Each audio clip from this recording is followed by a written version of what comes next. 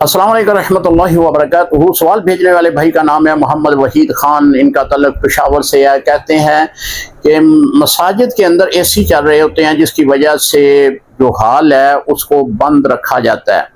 जब हाल फुल हो जाए यानी नमाजियों से भर जाए तो नमाजी लोग जो हैं वो सेहन में नमाज अदा करते हैं। तो क्या ऐसे में नमाज हो जाती है जबकि इमाम साहब कमरे में बंद होते हैं? जी मोहतरम, अगर सफ़ों में कोई सफ़ खाली नहीं है, मुतसिल सफ़ें बनी हुई हैं तो फिर तो नमाज हो जाएगी।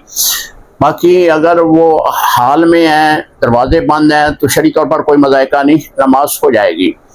शर्त यही है कि सफ़ों में इत्तिसाल हो, सफ़ें मिली हों।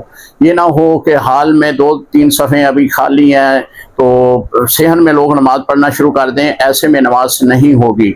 अगर हाल मुकम्मल हो चुका है, जिस तरह आपका सवाल है, हाल मुकम्मल हो चुका है तो बाकी जो है वो नमाजी नमाज अदा करने के लिए सेहन में हैं तो वहाँ पे इमाम साहब की आवाज़ पहुँच रही है या फिर मुकब्बिर की आवाज़ वहाँ पे पहुँच रही है, तो इस तरह वो तादील अरकान सुन रहे हैं तो नमाज उनकी हो जाएगी। अस्सलाम वालेकुम रहमतुल्लाहि व बरकातुहू।